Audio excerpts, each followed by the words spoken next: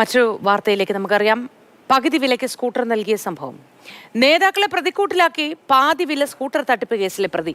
ചെറുതും വലുതുമായ 50ഓളം നേതാക്കൾക്ക് ഫണ്ട് ചെയ്തു എന്ന അനന്തുവിന്റെ മൊഴി. വിശ്വാസ്യത തോന്നിപ്പിക്കാനാണ് രാഷ്ട്രീയ നേതാക്കൾക്കുൾപ്പെടെ വാരിക്കോരി സംഭാവന നൽകിയത്. സംഭാവന നൽകാനും ഭൂമിയും വാഹനങ്ങളും വാങ്ങാനും 25 കോടിയോളം രൂപ ചെലവഴിച്ചു എന്നും അനന്തു പറഞ്ഞു. CSR ഫണ്ട് സമാഹരണ സെമിനാറിനായി 30 ലക്ഷത്തോളം പൊടിച്ചെന്നും മൊഴിയുണ്ട്. വിവരങ്ങളുമായി രാഗിൻ ചേരുന്നു. രാഗിൻ, ഗുഡ് മോർണിംഗ്. വളരെ വലിയ കണക്കുകളാണ് ഇപ്പോൾ പുറത്തു വരുന്നത്. ക്രൈംബ്രാഞ്ചിന് വിടുന്നതോടുകൂടി ഇതിന്റെ വ്യാപ്തി എത്രത്തോളമെന്നും ഇതിന്റെ വിശദാംശങ്ങൾ എന്തെന്നും കൃത്യമായി മനസ്സിലാകുമായിരിക്കും അല്ലേ? Moti, good morning. തീർച്ചയായും അങ്ങനെ തന്നെയാണ് കാര്യങ്ങൾ. കാരണം സംസ്ഥാന വ്യാപക തട്ടിപ്പാണ് ഇയാൾ നടത്തിയിട്ടുള്ളത്, അനന്തു കൃഷ്ണൻ. അതോടൊപ്പം തന്നെ ഈ വിവിധ മുന്നണികളിൽപ്പെട്ട രാഷ്ട്രീയ നേതാക്കൾക്ക് ഇയാൾ പണം നൽകിയതിന്റെ, സംഭാവന നൽകിയതിന്റെ വിശദാംശങ്ങളൊക്കെ തന്നെ നമ്മൾ കഴിഞ്ഞ ദിവസം നൽകിയിരുന്നു. അത് ഇടുക്കിയിലെയും എറണാകുളത്തെയും. ഇപ്പോൾ പോലീസ് വ്യക്തമാക്കുന്നത് ഏകദേശം 50ഓളം നേതാക്കൾക്ക്, ചെറുതും വലുതുമായിട്ടുള്ള 50ഓളം നേതാക്കൾക്കാണ് ഇയാൾ പണം നൽകിയിട്ടുള്ളത്. സംഭാവന ഇനത്തിലാണ് പല പണവും കൈമാറിയിട്ടുള്ളത് എന്നതാണ് വ്യക്തമാക്കുന്നത്. അതായത് ഇയാൾ ഒരു പൊളിറ്റിക്കൽ ഫണ്ടറായിരുന്നു എന്ന കാര്യവും കൂടി ഇതിലൂടെ വ്യക്തമാവുകയാണ്. എന്തുകൊണ്ടാണ് ഇത്രയധികം തുക ഈ രീതിയിൽ വാരിക്കോരി കൊടുത്തതെന്ന് ചോദിക്കുമ്പോൾ അത് തനിക്ക് വിശ്വാസ്യത, അല്ലെങ്കിൽ താൻ ഒരു തനിക്ക് വിശ്വാസ്യത ഉണ്ടാക്കാൻ വേണ്ടി, അല്ലെങ്കിൽ അത് തോന്നിപ്പിക്കാൻ വേണ്ടിയിട്ടാണ് പണം കൊടുത്ത് ഇക്കാര്യങ്ങളൊക്കെ ചെയ്തത്. അങ്ങനെ ഇത് പൊട്ടില്ല, ഇത് കൃത്യമായി തന്നെ നടക്കും എന്ന് വിശ്വസിപ്പിച്ചുകൊണ്ട് കൂടുതൽ ഇടങ്ങളിലേക്ക് കാര്യങ്ങൾ പോയി. കാരണം ഈ താഴെത്തട്ടിലുള്ള രാഷ്ട്രീയ നേതാക്കളും അല്ലെങ്കിൽ അത്തരത്തിലുള്ള NGOകളും ഒക്കെയാണ് ഇതിന്റെ ഭാഗമായി, ഇതിന്റെ മുഖമായി നിന്നിരുന്നത്.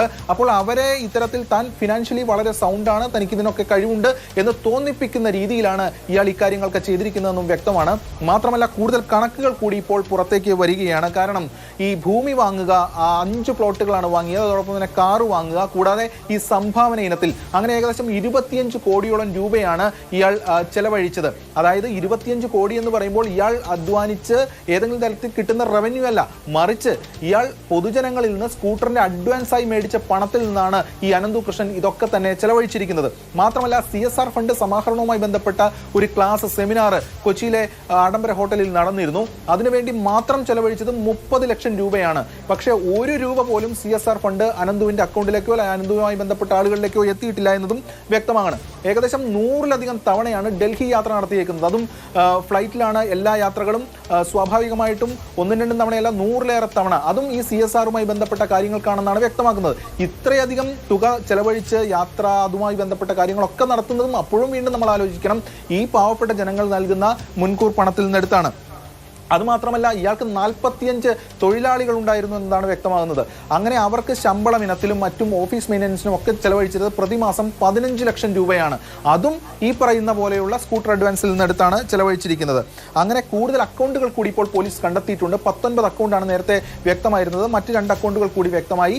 അതിൽ ഏറ്റവും കൂടുതൽ ട്രാൻസാക്ഷൻ നടന്നിരിക്കുന്നത് 4 അക്കൗണ്ടുകളിലാണ്. അതിൽ 1260 ഇടപാടുകളാണ് ഒരു ദിവസം നടന്നിരിക്കുന്നത്. അത്രയധികം ഇടപാടുകൾ എന്നാണ് നമുക്ക് മനസ്സിലാക്കേണ്ടത്. കാരണം ഏകദേശം 450 പേജൊക്കെ ഒരു ദിവസം രാഷ്ട്രീയക്കാരടക്കമുള്ളവർ വലിയ തുകകൾ കൈപ്പറ്റിയിരുന്നു എന്നാണല്ലോ വെളിപ്പെടുത്തൽ.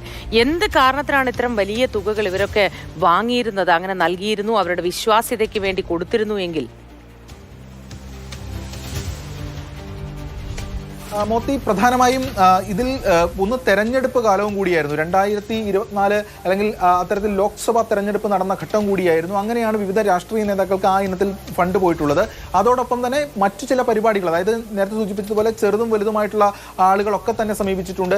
അങ്ങനെ സമീപിക്കുമ്പോൾ അത് ചെറിയ പരിപാടികൾക്കാണെങ്കിൽ പോലും ലക്ഷങ്ങൾ കൈമാറുകയാണ് ഇയാൾ ചെയ്തുകൊണ്ടിരുന്നത്. അതൊക്കെ എടുത്ത് ചെലവാക്കുന്നത് ഈ പറയുന്ന പണത്തിൽ നിന്നെടുത്താണ്. ഈ ആർക്കൊക്കെ പണം കിട്ടി, എങ്ങനെയൊക്കെ കിട്ടി, ഇടുക്കിയിലെ നേതാക്കൾക്ക് എന്തുൾപ്പെടെ കാര്യങ്ങൾ കഴിഞ്ഞ ദിവസം വന്നിരുന്നു. അവർക്കൊക്കെ പണം സമാഹരിച്ചത് ഈ നിലയിലാണ്. സ്വാഭാവികമായിട്ടും രാഷ്ട്രീയ നേതാക്കളോട് ചോദിക്കുമ്പോൾ തങ്ങൾ ഇത്തരത്തിൽ പല കാര്യങ്ങൾക്ക് സമൂഹത്തിൽ നിന്ന് ഫണ്ട് സ്വീകരിക്കാറുണ്ട്. അങ്ങനെ ചോദിച്ച ഘട്ടത്തിൽ ആ തുക തന്നു എന്നതാണ്. യഥാർത്ഥത്തിൽ ഇങ്ങനെ കൂടുതൽ തുക തരുമ്പോൾ അയാൾ ഫിനാൻഷ്യലി സൗണ്ടാണ്, അയാൾ കുഴപ്പമില്ലാത്ത ആളാണ്, അല്ലെങ്കിൽ അങ്ങനെ ഒരു കമ്മിറ്റ്മെന്റ് വരും. ഈ കമ്മിറ്റ്മെന്റ് ആണ് ഈ അനന്തു മറ്റൊരു വഴിക്ക് ഉപയോഗിച്ചുകൊണ്ട് ഈ തട്ടിപ്പിനൊക്കെ തന്നെ ഒരു ആസ്തിയായി, ഒരു അസറ്റായി ഉപയോഗിച്ചത് എന്നതാണ് വ്യക്തമാകുന്നത്. മാത്രമല്ല ആഡംബര ജീവിതത്തിനും ഇയാൾ പണം ചെലവഴിച്ചു. പല ഹോട്ടലുകളിലും ഇയാൾ ബിൽ തുക ഇനത്തിൽ തന്നെ വലിയ ലക്ഷങ്ങളാണ് വന്നിരിക്കുന്നത്.